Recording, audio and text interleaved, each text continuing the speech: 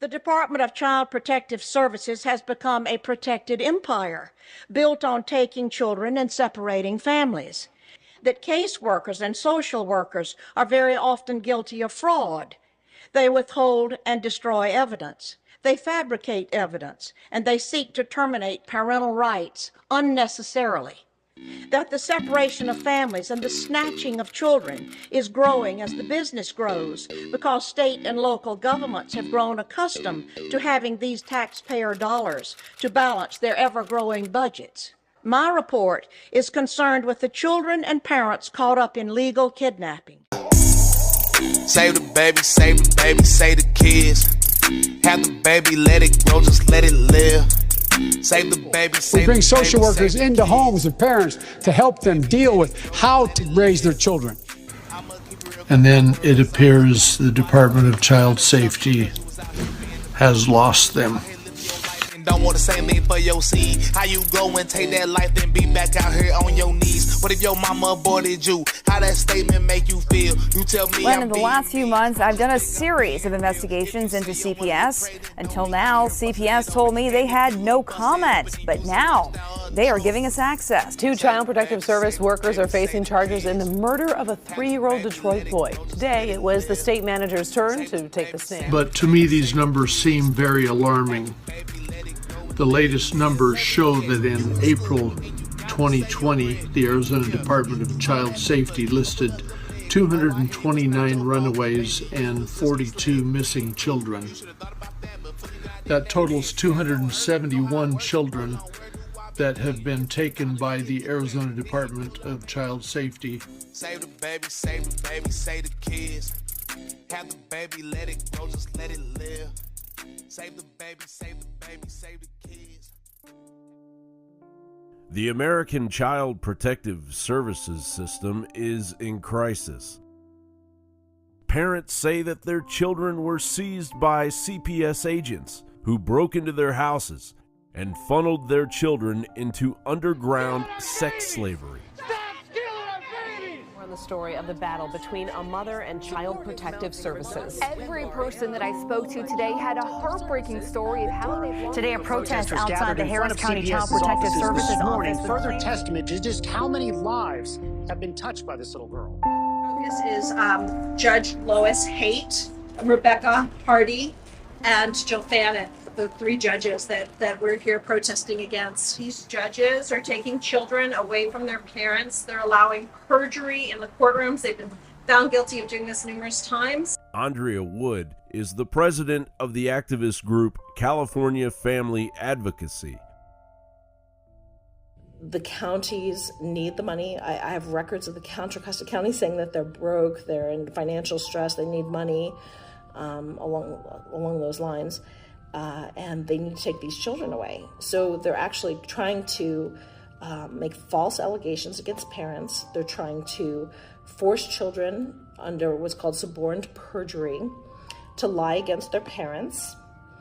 It's a criminal racket. It really is. And the courts also then make money on the services that they provide. If they can get the parent to take a parenting class or something of that nature, they get a percentage back of that as well. But the big racket is putting children in foster cares, group homes, and adopting children out. My son, who was taken for a period of time, is now back, was put in a group home where the young children there were offered up to adults for sex, minor children, to adults that wanted to either, come to the property or meet them elsewhere, I guess. And these were, young children. And this is what happens in group homes. They're trafficked to pedophiles. And this is the practice, because selling a child over and over again is just such a lucrative business. For this documentary, I have obtained a death certificate for a baby girl named Desiree Ramirez in Contra Costa County, California. She died on October 27th, 2018 at the age of 4 months old. She was in CPS custody at the time of her death, living in a foster home. Her social worker, Tasha Mizell, is listed on her death certificate. Her parents sued Contra Costa County, and the lawsuit states the following, quote, "The autopsy revealed that DR, the child, had internal bleeding in her abdominal cavity and bruises to her internal organs and on the back of her head. The coroner listed the cause of death was caused by the heart stop beating or by an abnormal heart rhythm. The latter could not have been a cause because there was no EKG. The child was already dead when emergency personnel arrived at the scene. So think about this. How does a young baby, 4 months old, suffer internal bleeding in her abdominal cavity and bruises to her internal organs and on the back of her head? So with all these questions that are circling around about this girl's death, and I'm revealing this here to the world today, you know what CPS did? They had Desiree Ramirez's body cremated. CPS took Andrea's children away from her as a part of a plot involving her vindictive neighbor, who became the foster parent of her daughter.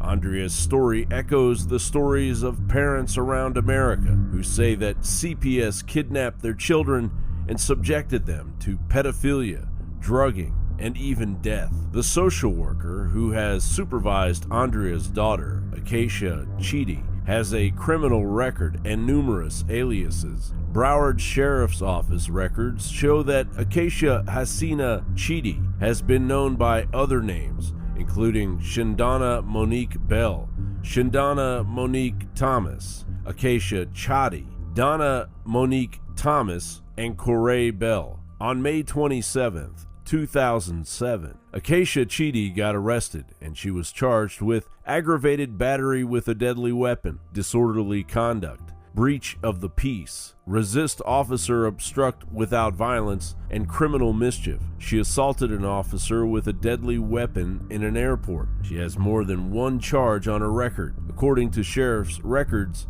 Acacia Chidi has a tattoo on her right thigh that says, "She Devil." Confronted with evidence of her criminal past and use of aliases, Acacia Chidi threatened Andrea Wood in a text message. If you address me by any other name other than Acacia Chidi, I take that as a threat, verbal abuse, to be inappropriate, to be threatening, and an attempt on your part to intimidate me and children and family services. I have informed you in my previous text of the consequences should you threaten me or call me outside of my legal name. It is your choice to do so or not. Should you choose to do so, the actions stated will be taken. CPS is well known for hiring criminals. In 2009, the Sacramento Bee identified at least 68 Sacramento County, California CPS workers who had criminal records in that county, but who nevertheless worked with vulnerable minors, oftentimes alone. Social Security money is paying for CPS agents to human traffic kids, courtesy of a law signed by Bill Clinton in 1997 that pays your retirement money to states every time a child is taken from their biological family and adopted out of foster care. Hillary Clinton spearheaded the passage of the Adoption and Safe Families Act as part of her "It Takes a Village" philosophy of collectivist child raising. Yes, it takes a village.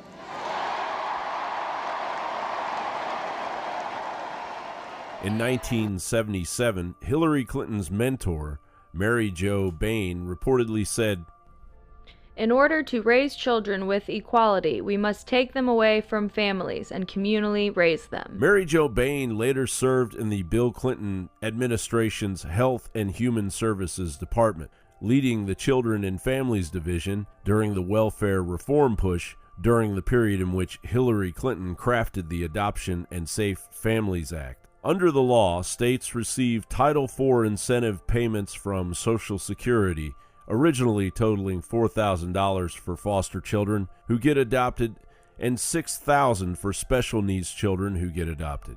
Parents automatically lose their custodial rights if a child spends 15 out of 22 months in foster care. Hillary Clinton called it her proudest work, and she bragged about increasing foster adoptions by 64% in the foreword to the 2006 re-release of her book, It Takes a Village. Today's story is a beautiful tale about a community coming together to make a village. Today's themes are kindness, unity, and cooperation. I'm going to start with the fact that we have a prophet going to remove children. ASFA, which is the American Safe Families Act under Title 4D, funds these agencies, subcontractors of DCF, to the tune of about $150,000 a year per child, as long as they are not placed with their families.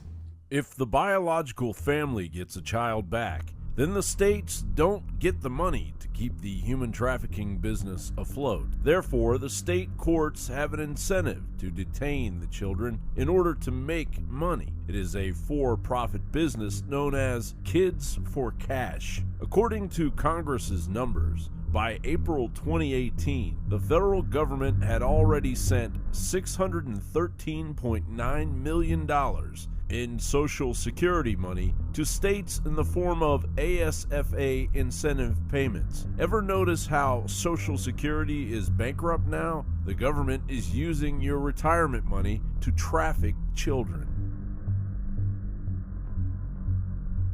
Undeterred, Andrea is putting herself through law school and has mounted a case against the state of California's Department of Social Services and Contra Costa County, aiming to reform the system.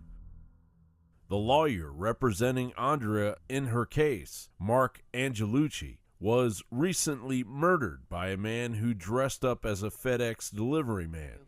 Well, detectives have released photos of a suspect connected to an attorney's murder in San Bernardino County and the murder of a judge's son in New Jersey. Detectives say Mark Angelucci was shot and killed outside of his Crestline home on July 11th by a man in a FedEx uniform. Detectives released photos of Den Hollander at the San Bernardino train station. They say he rented a car and drove to Angelucci's house where he shot and killed him. They also released a photo of Hollander after he took a train to Union Station in L.A. Hollander killed himself after posing as a delivery driver at the home of a judge in New Jersey. Her son was shot and killed. Her husband was seriously injured. I also wanted to share that my attorney was Mark Angelucci. And Mark Angelucci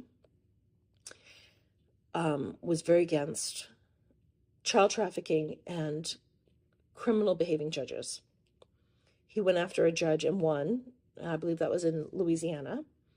And then he decided to work with me to take on the child trafficking dilemma. Mark Angelucci's murder echoes the mysterious deaths of pro-child advocates Senator Linda Collins Smith of Arkansas, Senator Nancy Schaefer of Georgia, Senator Jonathan Nichols of Oklahoma, and Monica Peterson. Journalists Isaac Cappy, Andrew Breitbart, and Martin Burns. Linda Collins Smith, an Arkansas state senator who led a charge to save the children, was murdered in 2019. At the time, Smith was working with the Department of Homeland Security to investigate $27 million in missing CPS funds. As speculation about her death swirled, a judge issued a gag order to conceal investigative documents on the death of Linda Collins Smith.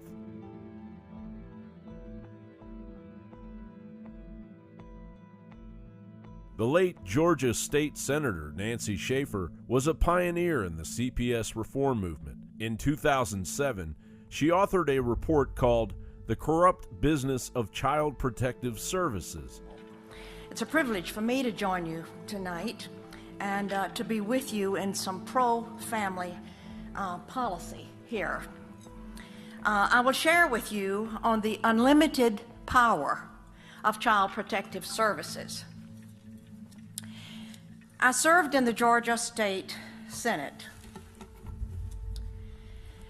and after 4 years of viewing the ruthless and unsparing actions of Child Protective Services, also called CPS, which I will use tonight, I wrote a scathing report entitled "The Corrupt Business of Child Protective Services." Thank you. The report cost me my Senate seat. In 2010, she was murdered with a gunshot wound to the back, while her husband died from a gunshot wound to the chest.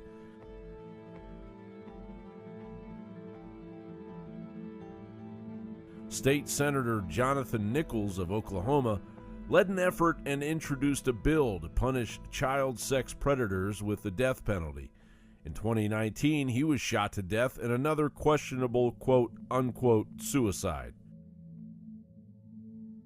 Martin Burns, an investigative journalist who created the Children Lost in the System series to expose the child predator networks, died in a so-called hiking accident in 2013. Shortly before his death, Burns reportedly said, "Nobody can silence me." Then State Senator David Farnsworth launched an effort to try to find out where the missing children from the Arizona Department of Child Safety have gone, and he got threatened for it. Hello, this is State Senator David Farnsworth. I was having a peaceful Sunday afternoon with my wife until someone sent me a link to the Channel 15 report on missing children. We need to all be concerned. If DCS can't keep track of their children, they need to stop taking them out of the home. Now, some of you may think that's horrible, but I'll remind you that only 20% of the children that Arizona Department of Child Safety removes from homes are removed from homes because of abuse. The other 80% are removed because of neglect. Now, we'll all agree that neglecting children is a terrible thing, but who's to judge what neglect is? And I will say again, if DCS cannot keep track of the children that are in their charge, they should leave them in their parents' homes. Journalist Andrew Breitbart died in 2012. In 2011, he famously tweeted, "How Prague guru John Podesta isn't household name as world-class underage sex slave op cover-upper defending unspeakable dregs escapes me. What are they so desperate to cover up?" This is a concerted effort. This is a concerted effort, politics of personal destruction. Fuck you, John Podesta. All right, well, you see where I'm coming from. Okay, yeah. When I talk, that's because I'm interested in this ongoing, whatever the hell they're doing. What's in your closet, John Podesta? Big Podesta? Big Soros? Do you want us to play these games? Because we're playing to win. CPS workers have been caught on tape working with the police to bust into families' homes in search of children. Police department. Anna. Hello, Anna. Ma'am, you know this is? Yes.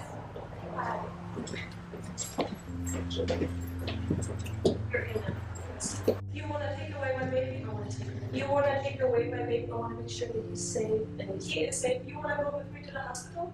Let's go. Let's go. Well, we need to be time. Come on, Anna. Where is he going to be? I will tell you. Where is he going to be? He's going to a hospital. Which one? Which one? We're not going to tell you right now because I don't think you're acting, rationally right now. They told us that we're going to bring him to the Anna, hospital. you got the Kaiser paperwork? Yes, I do. Let me take a look. Many times, CPS agents medically kidnap newborn infants directly from the hospital. Yeah, we're fine. We just want to be discharged.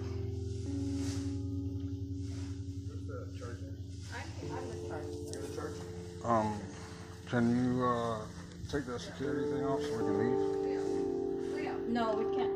What do you mean, no? There's no doctor's order. You don't have to have a doctor's order. We're refusing service.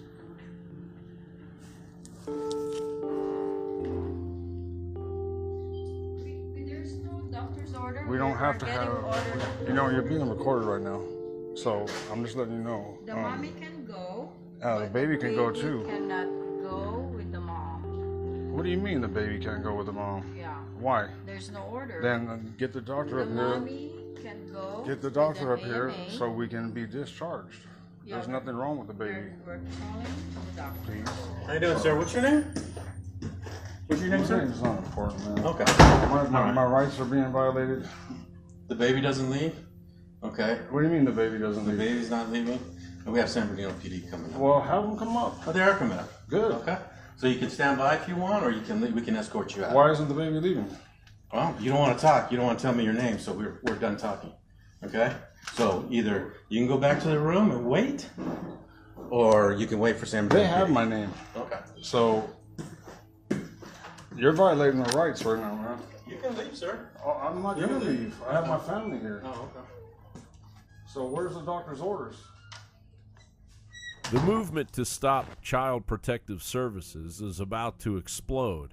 On July 16, 2022, parents around the United States will hold a series of coordinated protests, both in person and on the internet, to tell their stories about how CPS agents kidnap their children for profit. This protest strategy aims to create a synergistic effect, making it impossible for the world to ignore. Aaron Ray, a man from Ohio, says he found his daughter being sex trafficked on Craigslist. CPS agents assert authority over parents they target. This CPS worker told a mother, "I just pop up," before CPS took her children later that day. I don't have to call you to come to your house. When you first initially get a case. Correct. You don't just pop up. Parents have to fight for the right to videotape interactions with CPS agents. Here, a Los Angeles Department of Children and Family Services worker named Margot Sellers falsely tried to tell a family that they could not record what happened in a meeting, but the family refused to back down. It's not policy. It's not a policy that we allow. Yeah. Obviously, some of them. Oh, I see. Well, that's not permitted. Well, this is being recorded. I'm sorry. I have the First Amendment to protect me, so policy or not. A mother in Salem, Oregon, protected her daughter from CPS agents who claimed that the girl was suffering from seizures. The mother clearly knew and protected her I need rights. to get your guys' name, Sure. information. So I'm Sandy Springer. I work for Marion County Child Welfare. I'm a intake caseworker. Okay. Oh. Thank you. And so what is So we're the out call? here. Yeah, so we're out here because we got a call of concern that your oldest daughter Mm-hmm. suffers from seizures and does not have medical treatment. Is not. And you're not able to tell me who is reporting No, we that? do not disclose callers. And what are you asking for today? So what I'm just trying to get information on, does your daughter have seizures? Which you said no. And so I just need to see if get a hold of a doctor or some way that I can confirm that with. Okay. And you're saying that so your daughter's. you were asking for a release for me A to release sign of right now information. Yeah, that'd to be a great if doctor? you would sign to the doctor for your daughter so I could talk to the doctor. And then, since your daughter is not here, so I can't ask her, Mhm. about it. And that's what I'd like to do today. To complete my assessment, I am required to do what's called a comprehensive. So I would need to Mhm. talk to her and do and chat with her and chat with you. And not just about this one thing, but we do that full comprehensive. So we Mhm. talk about, we talk about mental health and drug and alcohol. We talk about discipline. We talk about. So why do you talk about all of those things when it's related to someone calling in about a medical? So our policy is that, in the Oregon safety model, is that the best way for us to ensure child safety is to do that comprehensive, is to get that full picture of a family and how the family functions and stuff Mhm. like that. So that's our practice with the Oregon safety model. Okay. So are you guys claiming to have jurisdiction of my daughter? No, you have custody of 'Cause your I'm- daughter. Yeah, I'm absolutely. living blood and flesh, and she is as well. So Yeah, no, she's you my have daughter. you have absolutely you have custody jurisdiction of your daughter. We're just out. I'm out here to gather information and assess. Are your children safe? Okay. Specifically in regards to does your daughter? But they already know they're safe because we had a case open, and you guys already know that. Right, but we got this So- new call that hadn't been addressed. But you already know before. that my children are safe. You're just concerned about a seizure. That would be the concern. That is today. this. Yes, that's the concern that brings us out. But as part of our our policy in the Oregon Safety Models, we have to do that comprehensive because, and part of that is there something going on that we need to address? Like, is there another avenue or issue that we're like, oh. I'll be right back. Sure. If you are looking and you want to talk to her, right? What all else are you wanting to do in this full assessment?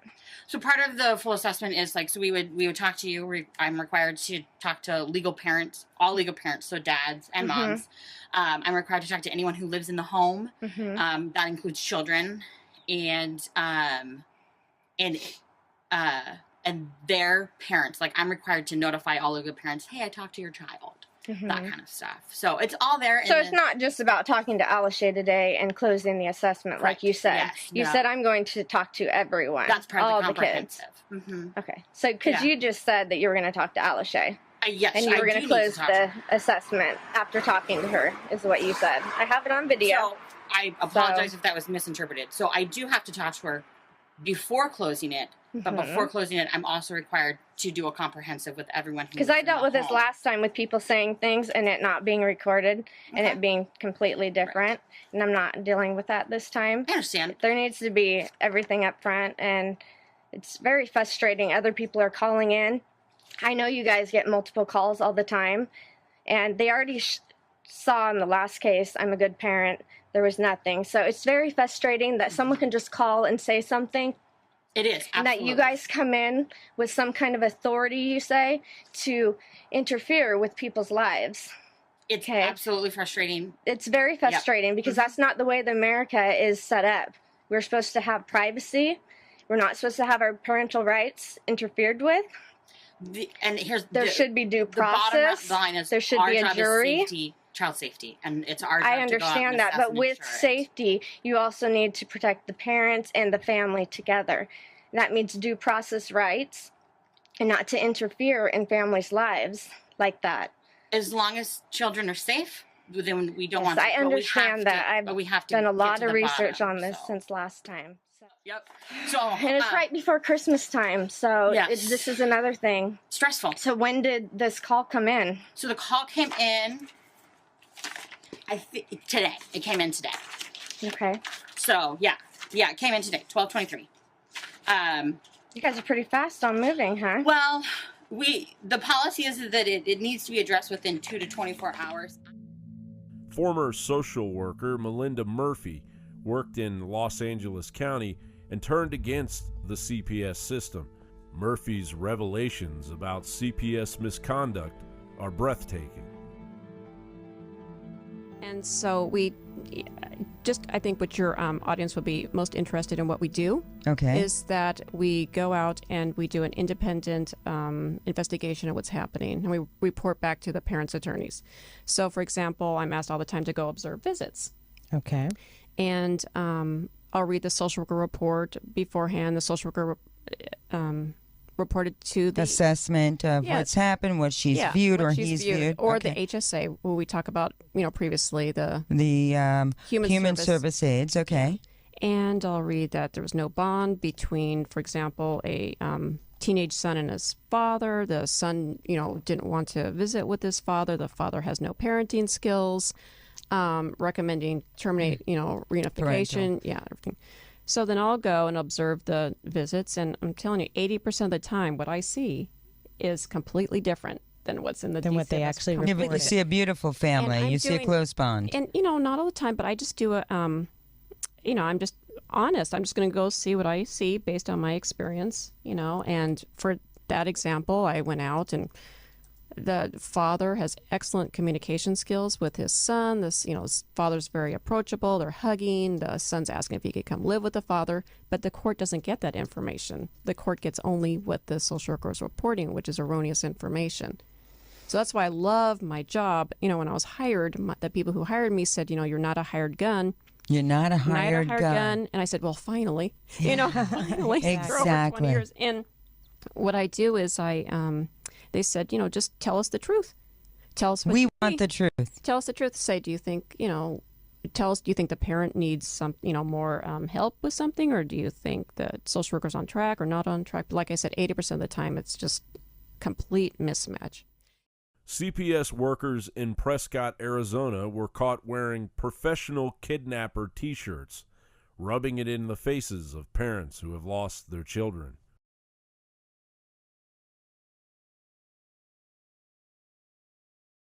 CPS uses a computer program called Predictive Analytics to make the case that a parent is going to mistreat their children before any abuse even occurs. Talk about a dystopian reality. An experiment in Los Angeles County found that predictive analytics creates false positives over 95% of the time, meaning that the Minority Report style future crime program wrongly takes kids from their parents the vast majority of the time, even though the kids are not actually at risk of being abused. In many cases, the parents are simply poor. Homeschool parents like Hemard King and Autumn King have also been targeted. Their children were seized by the state for supposed educational neglect. CPS tried to use coronavirus to snatch kids. In October 2021, Washington, D.C.'s Deputy Mayor for Education confirmed that CPS was seriously investigating approximately 30 families for educational neglect out of the at least 90 families in Washington, D.C. who had virus-related safety concerns and got reported to CPS. Some D.C. public school parents are opting to keep their children home during the start of the school year without official approval. And some of those parents tell the News 4 I-Team the school district has started reporting them to Child and Family Services for educational neglect. Lindsey Graham, who kept her Salem, Oregon salon open in defiance of coronavirus tyranny, revealed that CPS went to her house and targeted her family as political retaliation. And I've never expected such a violent, aggressive, vindictive thing could ever have been done to me or my family, because I'm trying to earn a living, because I'm trying to work. A lawyer said that L.A. County's CPS agency tried to snatch a kid because he allegedly tested positive for coronavirus. California lawyer Christopher Arash posted during the coronavirus scamdemic. Today in Dependency Court madness, L.A. County Department of Children and Family Services recommended that the court remove my client's child from their physical custody after the parent tested positive for COVID-19. This is a non-offending parent. The judge ruled in favor of DCFS and detained. Let that sink in. DCFS is asking for children to be removed from their parents' custody due to COVID-19 despite the parent making the appropriate arrangements for their child. To be clear, as the author of this post, I completely support taking the appropriate precautions recommended by the CDC to prevent the spread of COVID-19. National File reported a Child Protective Services worker in Oklahoma used the coronavirus outbreak to cut off a mother and father's visits with their 20-month-old daughter, even though the Department of Human Services, the state agency that oversees CPS, claims to be keeping parental visits open.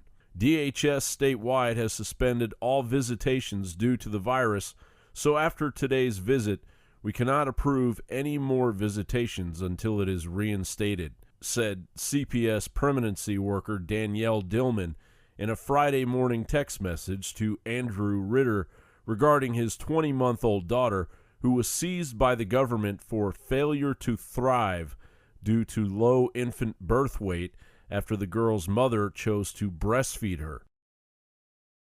The state CPS agency in Washington state got caught setting up a child quarantine center during the coronavirus, a job posting stated. DCYF is seeking current DCYF employees in King, Snohomish, and Benton counties to volunteer to supervise and support children and youth in emergency quarantine centers. While this is a voluntary effort, you will be compensated for ranges, approximately 20% above your current base salary while performing these duties, and return to your normal position and salary once concluded. We are looking for current DCYF Social Service Specialist 3s to care for children who are either COVID-19 positive or who may have been exposed to COVID-19. There are 3 locations. In response, the Washington State DCYF agency said that the quarantine centers were being planned for kids who were already in the CPS system. CPS often denies parents visitations with their children, even though attempts at family reunification are mandated. Welfares and Institutions Code 361.2 requires that parents be allowed to visit their children, but CPS operates illegally, and they extort parents for money to see their kids and for other expenses. According to military veteran Barry White, they tried to get me to pay a professional to talk to my daughter. My daughter said several times she wants to come home, but they said I couldn't record that or show anybody that. A lawyer for the Orange County Child Welfare System unsuccessfully argued before the Ninth Circuit Court of Appeals that social workers somehow have a right to lie to seize children. Thus far, we have not been presented with any clearly established right that tells us that what our clients did, which is remove the children pursuant to a court order. No, but what they're accused of doing and what the issue is here is committing perjury in a court to take away someone's children. And you just said that's obviously not okay to do. According to our moral compass and our ethical guidelines, but what we're here to decide is the constitutionality of it, and we look to the courts. You mean due process is somehow consistent with a government official introducing perjured testimony and false? How is that consistent? I mean, I hate to get pumped up about this, but I'm just staggered by the claim that people in the shoes of your clients wouldn't be on notice that you can't use perjury and false evidence to take away somebody's children. That, to me, is mind-boggling. The state of California officially labels all missing foster care children as runaways instead of missing children, to ensure that no Amber Alert gets issued for the foster child. California Department of Social Services official Adam Weintraub admitted, "The California Department of Social Services receives reports from California counties via the statewide child welfare data system. There is no separate category for missing children. All children who leave the system without explanation are grouped together under the category of runaway." Sometimes the children get sex trafficked. Sometimes the children end up living with a pedophile in foster care. Sometimes the children end up dead. In 2016, in Andrea Woods County of Contra Costa, California, a foster parent by the name of Michael Mallett engaged in a 12-hour standoff with the cops before police eventually shot and killed him. Michael Mallett was about to face 12 counts of lewd act upon a child.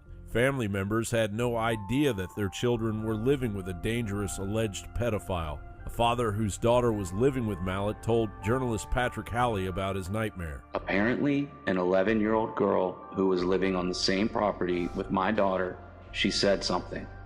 She said that she was molested for some time while being there for 4 years. She finally said something when she was 11. CPS is not willing to take any responsibility for it. I confronted CPS about it, and they said, "You should be happy you got your kids back, and if you have a problem with what we did, then get a lawyer." The foster care system has grown to historic size during the opioid crisis, with parents losing their kids due to alleged drug use. In the foster care system, the kids are heavily drugged. A young man told his story of drugging and abuse in the foster care system in Oregon.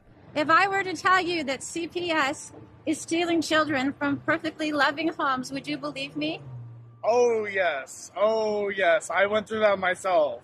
Actually, I did personally.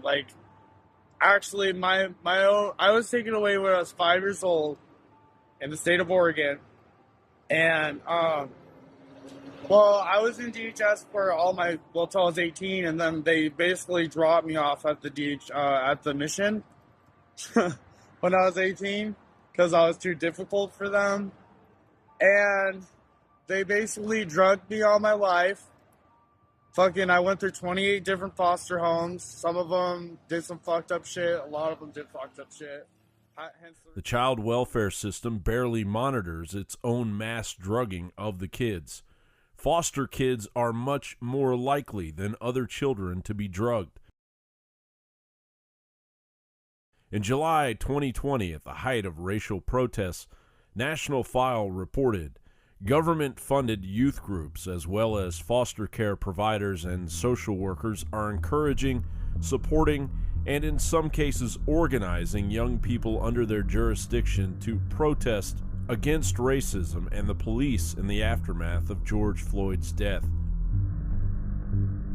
Brenda has been cleared of all abuse allegations, but last week, when her attorney told Child Protective Services workers to stop contacting Brenda, CPS went to court demanding to see I just really haven't wanted to let him go since I picked him up. Jessie McCombs has good reason to hold her 4-year-old a little tighter after she said 2 imposters showed up to her home, a woman followed by a man. Well, where did a CPS imposter get the information police say she used on fake documents in an attempt to kidnap an infant? But they're not. They're not safe. You know, they're taken out of good, loving homes and placed in, foster care with people who don't care the same way that the parents do.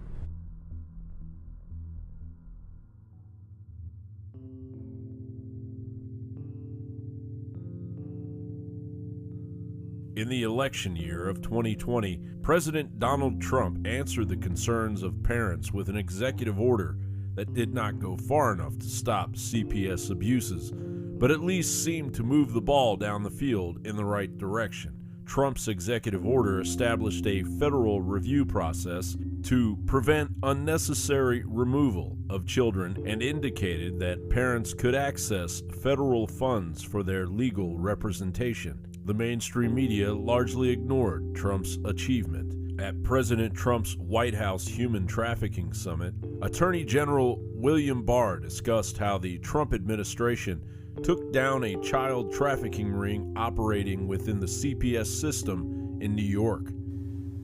Emblematic in many ways is one horrific case I was briefed on recently in the Southern District of New York. A very dedicated team of prosecutors doggedly pursued a few little leads and ended up convicting 19 defendants in Manhattan with sex trafficking of minor girls and young women in the New York State child welfare system. In other words, children whose society had a special obligation to protect ended up being instead exploited. In this, as in every case, a person who gains leverage or power over a vulnerable victim exploits them for their own gain. There's nothing more predatory or disgusting. But Washington, D.C. did not want to hear about it. According to our sources, both Kamala Harris's office and Rand Paul convened meetings with parents regarding the CPS issue, but never followed up on the meetings. Despite pleas from the parents they ignored. Court records reveal that Kamala Harris represented the state against a mother named Tammy Reif, who reportedly had her son stolen away from her by a Superior Court judge named Gregory W. Pollock. Jonah Reif was allegedly sex trafficked. The Justice Gazette reported on May 9, 2014, in the courtroom of Superior Court Judge Kenneth So, the audience saw testimony of 4-year-old Jonah Reif's description of sex acts performed on him at a preschool in San Diego County. Despite medical and witness corroboration of sexual abuse, Jonah was given to individuals accused of trafficking him and, according to foreign authorities, taken out of the United States by the alleged traffickers. Prior to the exportation of Jonah Reif, aka Sullivan, he reportedly had been forced to endure a significant number of fast-tracking vaccination shots. Such large numbers of vaccination fast-track shots are a typical characteristic of kids being exported into foreign child sex slavery. Joe Biden's daughter, Ashley Biden, worked as a social worker in Washington, D.C. As the next first daughter, Ashley brings a career of public service, working for years as a social worker and public advocate. And she also worked for the Delaware Child Services Department. Ashley Biden obtained her 2010 master's degree in social work from UPenn, where her father's think tank is based. The Penn Biden Center is financed by UPenn General Funds. UPenn collects massive amounts of money from coronavirus vaccine sales, thanks to a licensing agreement that UPenn made with Pfizer's partner BioNTech. The deal was made when Joe Biden was officially working for UPenn, and Joe Biden can return to that pile of money in Pennsylvania after his presidency. During the 2020 election, journalist Patrick Halley of National File became the first reporter to publish contents of Ashley Biden's rehab diary, in which Ashley wrote about her relationship with her father. Ashley Biden took childhood showers with her father, Joe, that she described in her diary as, quote, probably not appropriate. She wrote about her resentment for her father and her years of sexual trauma. Ashley Biden confirmed that the diary is hers. So all these media folks who are trying to shut down this story are really just suppressing the voice of a victim named Ashley Biden. And she's the victim of the Biden family. You have to look at her brother, Hunter Biden, who was literally uploading Pornhub videos of himself onto the internet. And you know what? He sent a porn link over a text message to a phone number identified in his phone as Dad. This is the kind of blackmail material that is on the Biden family, because Jack Maxey, the citizen journalist, has 80,000 images from the Hunter Biden laptop that have never been released in the United States. They basically chased Jack Maxey out of this country. He went to Switzerland and he was being followed by Chinese communist spies. The Chinese communists know what's in those 80,000 images, and they know how it relates to Hunter Biden's niece, Natalie Biden, okay? And they know how it relates to other members of the family. This is a national security crisis, especially now that Joe Biden is selling our oil to the Chi-Coms, and the Chinese are basically taking over our country in many ways, buying the land, buying the farmland, taking over our agriculture. So you have to understand that these people get themselves involved in situations in which they can be blackmailed. And they do that when they're among themselves in their own satanic little corners of the world. For instance, Nancy Pelosi's husband, Paul Pelosi, is one of the top guys at Bohemian Grove. Bohemian Grove is a satanic gathering place in Northern California. Alex Jones famously infiltrated it, where they do the cremation of care ceremony to worship Moloch, their deity of child sacrifice. That's what these sick elites do. Maria Piacesi, the teenage niece of Senator Steve Daines, confirmed that Joe Biden pinched her body in the nipple area, but declined to elaborate further, fearing backlash from some unnamed individuals in her life. Here you see footage of Biden's assault on Maria Piacesi when she was a child.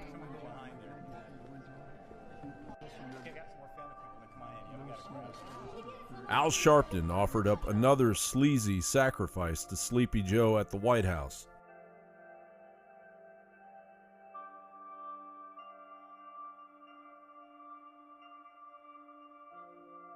Jeff Sessions shielded his granddaughter from Sleepy Joe. Chris Coons tried to pretend he didn't notice when Joe Biden was sexually assaulting his daughter during his swearing-in ceremony. Chris Coons even spoke on his daughter's behalf to defend Joe Biden. Chris Coons got confronted about that during his 2020 re-election campaign, and his masked face actually showed just a fleeting flicker of shame. Of course, Chris Coons groveled to Biden with a laughable 2020 video defending his friend Biden's supposed faith. Joe Biden pushes collectivist child raising. They're not somebody else's children. They're like yours when they're in the classroom. Joe Kotchett is Nancy Pelosi's best friend. Joe Kotchett is a San Francisco lawyer and a Joe Biden fundraiser. Kotchett is the man who is personally choosing the judges for the Joe Biden administration. On May 23, 2007, San Francisco Weekly reported this information on Joe Kotchett, who was engaged in a bitter divorce from his wife. In her March 28 sworn declaration, she accused Kotchett of being a name-calling tyrant, one who would push his kids' faces into their plates or pull them away from the table by their hair when they didn't finish their meals. She also described him as a foul-mouthed heavy drinker who averaged 1 bottle of wine each evening and drove around with a plastic glass of wine, sometimes when the girls were in the car with him. She claimed her hubby liked to walk around the house naked, even as the couple's 2 daughters grew older and became uncomfortable with his nudity. When she asked him to stop, he allegedly screamed he would do whatever he fucking well pleased, according to her court declaration.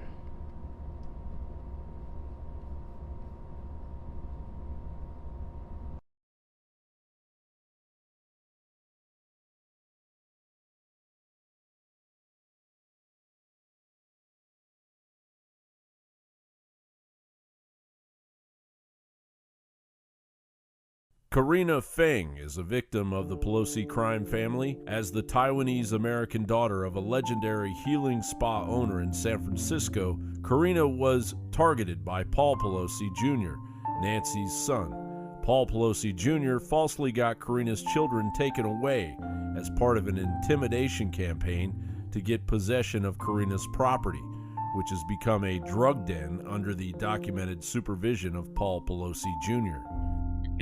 Okay, well, the story started when I was delivering my 4th child in a hospital in Santa Clara County. And then when I was supposed to get discharged, the head physician did not allow it. And suddenly I got a call from my home that the hospital sent people to my home and raided my home while I was delivering the baby. And then their reason was because they said if I wasn't home, that means I'm not a fit mother to take care of the older children at home. I'm not supposed to be delivering the child in the hospital. So it kind of became a reason for taking my children, which doesn't really make much sense to the normal prudent person, because how are you going to have a baby, deliver a baby without going to the hospital and then having the rest of your family at home and some family together during the process? It's impossible to be at home and in the hospital at the same time. So based on that, they want to take my kids, and they took my kids, and then we went to court, and the appointed attorneys told me to shut up, or they will do everything and anything they want to your kids. Actually went on to the CPS paper. So it says, on the same day I put in the lawsuit, Karina must be nuts because she thinks that she knows somebody and wants to have a kid with Mr. Pelosi. And so, yeah, I mean, I love him and he loves me. So what, right? But why is it a big deal? Why is it a big deal? We know each other for 23 years. Is that a big deal? Anyways, and then these people are like, oh no, you know Pelosi. That means you made it up. It's impossible if you know Pelosi. The Pelosi family are like the mother and the father of this country, right? So how is it possible that people cannot know them, right? And I'm living in San Francisco since 1979. How is it possible that I won't have a chance to know them? Yeah, they're public people. Everybody can know them. Is knowing them equal taking my kids?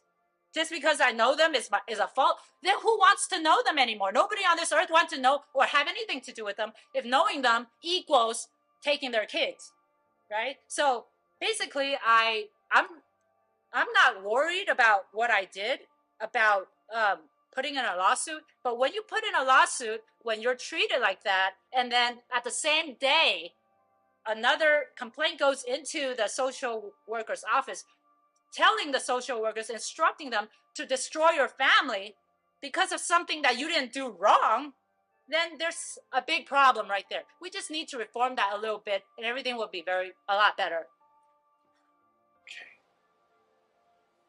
So because you made sure I was okay and took me to the doctor. And so I was able to heal up. And after that, when I saw my kids close to Christmas, but they didn't let me see my kids as agreed, but in a different agreement at the last minute. But I did end up seeing my kids, and then my daughter, my second daughter, she said, "Mom, did you cry a lot? Because your eyes looked so different from last time." And I said, I'm fine. I'm fine. And then, because I don't want them to worry. Okay, so I don't want them to feel or see me in pain. I just want them to see the happy part of me. And that's it. I don't want anybody to see me suffering or me in pain or me in any type of mode that I don't want them to worry about me kind of thing. I don't want them to see it. So I just try to smile it off, laugh it off, and then, but I couldn't hide it from Katie. I couldn't hide it from her. She's so smart. She's like, "Mom, I know you've been crying." I said, "I have not. Just don't say anything. We're under supervision. They're going to write us down, turn us into court, and say we're nuts because we were crying because we miss each other. And we're not supposed to cry. If we cry, they're going to cancel our visit. So we can't cry. Hold it in." Then Katie said, "Mom, just remember, if you break your eyes, you won't be able to see me again." So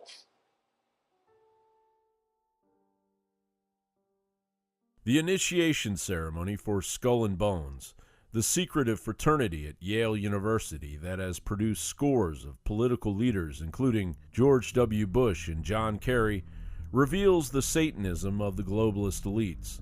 In rare footage of an initiation ceremony, Skull and Bones cult members scream, "The devil equals death."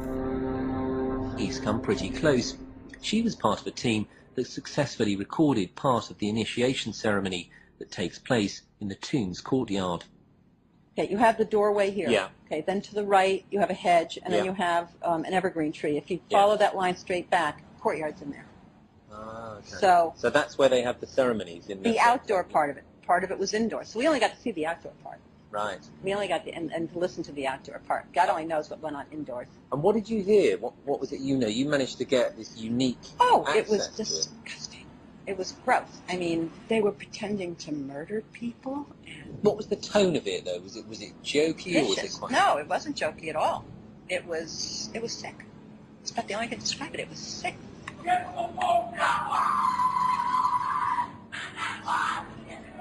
What you're hearing is the first recording ever made of the Skull and Bones initiation ceremony. It has never been broadcast before.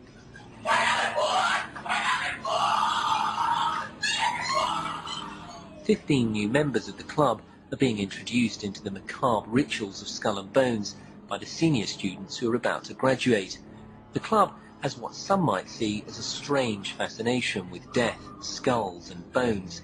There's the chants too, difficult to hear first of all, but including "the devil equals death, and death equals death."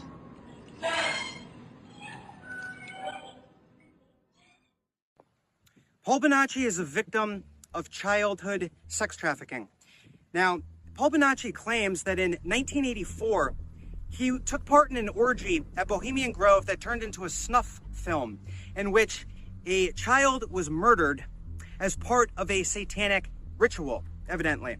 Now, Paul Bonacci, who was part of the Franklin cover-up, the Franklin scandal of the 1980s, and you can go look at that Washington Times article from 1989 about the call boys allegedly taking a late-night tour of the White House and this child prostitution network ensnaring VIPs with Reagan and Bush, right? So Paul Bonacci was actually awarded by a court of law $1 million for everything that he went through as a child trafficking victim. So we have to ask ourselves, when he's talking about Bohemian Grove, what is really going on with Nancy Pelosi's husband and all of his friends over there at Bohemian Grove? Exactly. Now, if I were to make a movie about your life, who would you want to play you, Mr. President? I don't know. I would trust your judgment more than mine on that. Harvey, why'd you hire Black Q? For days like this.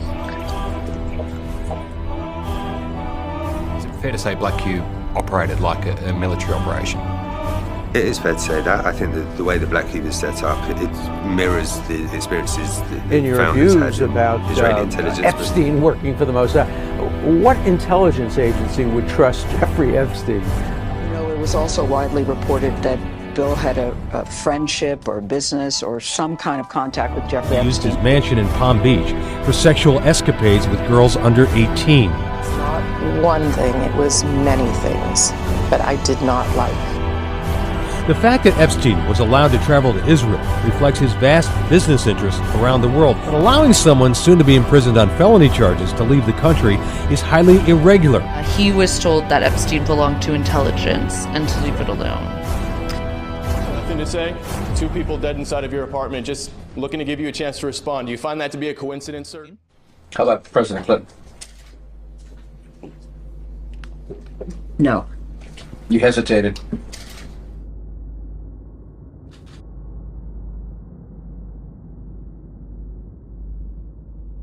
Heather Hobbs is a pro-life advocate in the state of Oregon who took on CPS publicly and won. Heather Hobbs' story is an inspiration to parents around the world who are searching for light at the end of this very dark tunnel. I spoke at an Oregon Trump rally, and that ended up getting me put on Twitter and the dark web, and, you know, having my name as an Oregon activist as somebody basically just to pick on, and nothing really came out of it, as you know. But we did have an actual issue while I was in the hospital, and I thank God every day that I was in the hospital because all of their allegations had luckily been dismissible because I was in the hospital. However, we did also have a nurse that was verified later by some of my friends who are, you know, involved in police work and investigative work, who has been confirmed to be at Antifa riots, BLM riots. And so this particular nurse was my nurse, and she also called on me. Now, I'm really grateful because there's a lot of hope within the story. And that hope is, A, you get a lawyer immediately. You don't talk to them, you don't cooperate with them, you don't work with them. Unfortunately, what I've seen happen so many times with CPS cases is they'll say, it's no big deal, we're just going to check some stuff out, and then you'll agree to something. I've had people I know that it's, you know, dad just has to go stay with grandparents for the night while we check some things out. What that does is it's essentially an admission of guilt, and you're now submitted into the system, at least in the state of Oregon. So I luckily knew not to do that. And I luckily also had my doctors and everybody immediately from that first moment. I was getting paperwork, writing down names, times, dates. But the average person doesn't know to do that. The average person doesn't know that you can't trust the system. So to the be average clear, person believes. Go ahead. No, so you were in the hospital and the nurse overheard you saying that you were pro-life and you were listening to a conservative podcast, right? And you think that that is what triggered this nurse to say that there was something wrong with you breastfeeding? Yes. My daughter was in there. We were having a discussion and her entire demeanor changed. She went from being very pleasant, nice, to very snarky. And in fact, she requested to be switched to a different patient. So I did get a different nurse. But she called CPS on you? Yes. Actually met with the CPS people. And I had my kids dressed, you know, cute and matching, typical church outfits, had them with books and crayons. And we walked in there and he goes, here they are, you can see them. And she just had this kind of look of, all right, now how am I going to trick them? And that's where you got to watch out. There's so many elements of attack because, you know, there also was the anonymous calls and you can't find out who's calling anonymously. They had them on Twitter, and they also had, I think you saw the little memes of Join Antifa was the Twitter handle, and it was a Portland-based one, and they were sending stuff with myself, politicians, just people in general that were trying to do better. So I had all of those things that my lawyer had to deal with, and they were trying to poke at every single one if they could, and the lawyer just kept saying, the kids are fine, you can see them, and he got them to admit that they believed that this was politically motivated. And so because the supervising worker stated that to the lawyer, he closed his book and he's like, okay, we're done here. If you bother my client again, we're going to sue you for harassment. And you have to have someone aggressive like that. That's your kids. That's your whole life right there. And they are a trafficking system. Unfortunately, they make so much money off of taking kids away. So you would say that it is always a mistake to allow them into your house because they don't have authority without a warrant to go in. I mean, we've seen examples where they bring the cops too, and a lot of people just get intimidated. So what is the best strategy if you hear a knock at the door? Because you've succeeded. I mean, you've beaten these people. Well, here's the thing. You need to know your constitutional rights. The federal government and then the state government and then the local sheriff, that is the line of authority that you need to know. A lot of people, if the feds showed up to their house, they would just comply. You don't have to. If that sheriff isn't there with a warrant, you don't need to let them into your house. They might forcibly enter anyways. And it's the same thing with the kids and everything else with CPS. They will try to use that authority to intimidate you. But if they don't have warrants, and you actually have to look at it, make sure it is, in fact, a warrant, make sure you still call that lawyer immediately. But you do not comply and let them into your house because they are there to pick it apart. They will use your fear against you. Nobody can fathom the thought of losing their children. And if there's an easy way to fix this problem, that's what they want to do. That's the natural instinct. But I promise you, going through the process of actually standing up for your rights, don't talk to them, get your lawyer. Your kids are worth it. There are organizations out there that you can look up online that will help you with legal fees. Do not work with them. I am not saying that every social worker is a bad person. I'm saying that it's a bad system. And a lot of these young, naive people go into it thinking, oh, I'm helping save the kids. And a lot of times the ones that stay, they end up getting corrupted and the other ones end up leaving. I can't tell you how many of our social workers just got transferred out of the county or ended up quitting because they couldn't stand what they were seeing. You know, it's really, it cuts across all lines. I've met white people, black people, all poor people, because they just take the kids from poor people. The poor people never see the kids again. If it's a rich parent, they want to bring them back for visitation over and over again to drain their bank account, right? Yes, I've seen that too. There were many people that I would consider of wealth who continually, it's going to be another year. It's going to be another year. They'll put them up for adoption and then, no, I'm going to give you chances. So the system is not in your favor. Well, the biggest thing is making sure you always have enough money saved to be able to hire yourself a lawyer. In today's world, anybody can do anything to you just because they don't like your political views, unfortunately. So if you have a neighbor that doesn't like that you're a Trump supporter, or perhaps doesn't like that you volunteer at the local school board and they don't like what you're saying, they are calling. So you need to have that money saved up to have your own personal lawyer. I wouldn't recommend the state lawyers. Did you have another recent experience with CPS in the hospital? Not with CPS specifically. I recently had another baby, and forgive me, it's so hot in here. I recently had another baby, and because I wouldn't wear a mask and I told them about the vaccine stuff, they were keeping my baby from me, even though I had the doctor clearing me and everything else. So I spent 3 days not being able to be with my newborn. And I called a lawyer, called patient advocate, Representative Mark Fincham from Arizona, who's running for Secretary of State. He flew in to be at the hospital with me. I had our Constitutional Sheriff and Peace Officers Association State Director, Kirk Lanius, come in with me for the state of Texas. And they were there with me along with my lawyer friends calling. Luckily, I tell people the average person is not going to be as connected as I am to where they can make these calls and say my rights are being violated. You need to know who are my sheriffs, who are my state reps, where do they stand on these issues? So that way you can call them too and put that extra pressure on top of that lawyer, because my issue recently fell on a weekend. And as you know, getting anything done on a weekend is ridiculous. You just can't do it. And anytime there's the potential of CPS, and with my prior experiences, I was fearful. Are they going to, make the argument that I'm not being safe to my baby because I won't wear a mask? Are they going to make the argument that if I don't vaccinate him with whatever, that I'm somehow hurting him? And those were my fears. So luckily, because I called the patient advocate immediately, I kept bugging the doctors. I continued to bring in friends and have people calling the hospital. By Monday, they were working with me and I could see my baby suddenly. Suddenly, I wasn't a threat anymore. But they did bring in a social worker. Oh. And so, of course, I said, I'm not willing to talk to you. And that's where you guys have to go with this. You can't be willing to talk with them. I'm not going to sign anything or talk with you at all. Yep.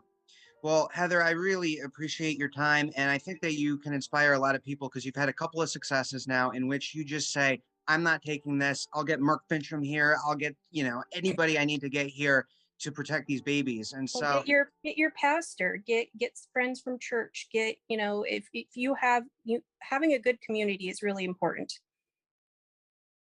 Well, I just want to remind the world that I am putting together a class action through my family rights organization. So anyone who has suffered this kind of life that they could have had a better life, a regular life, a thriving life for themselves, their loved ones, their families, and their future. If you are suffering from this and your future is gone, or pretty much you think it's gone, get me your documents, okay? Write up to 5-page summary, submit it to me. You can go on to familyright.org, or you can just write me something. Say hi, whatever that you like, and we can establish a relationship, and then we can join forces, and perhaps you have something important you want to share with me, and you can see what I've done. The stuff on that page are all the information on my initiative, but we can add to it. So we're not working on that right now. That's something I've done, and you can see that as a reference of my thought pattern. But what I've been doing was I submitted another bill into Congress. It's called Initiative 485. It's already passed. Bill HR 485 already passed the House, and then next year is going into the Senate, and that has gotten, I think it was 82% yays from the House and 90% yays from community polls. So we're expecting that to be a great victory, and it has been extremely edited, but that's not something I can control. So I do what I can on my part, and hopefully you'll do yours. After having continuously lost in court, with your attempts to regain custody, you met on the steps of the courthouses, protesters. Oh yeah, and joined with these protesters against Child Protective Services. You found that you were not alone, and now you've organized how many? 35,000 members. 35,000 members. 35,000 in America, nationwide. Oh yeah. And that's nothing. It's just a fragment of the people who've been affected by it. If you look it up, CPS, just look it up on Google. Child predatory services. Yes. What protective? Protect what? Protect their own pockets? That's right.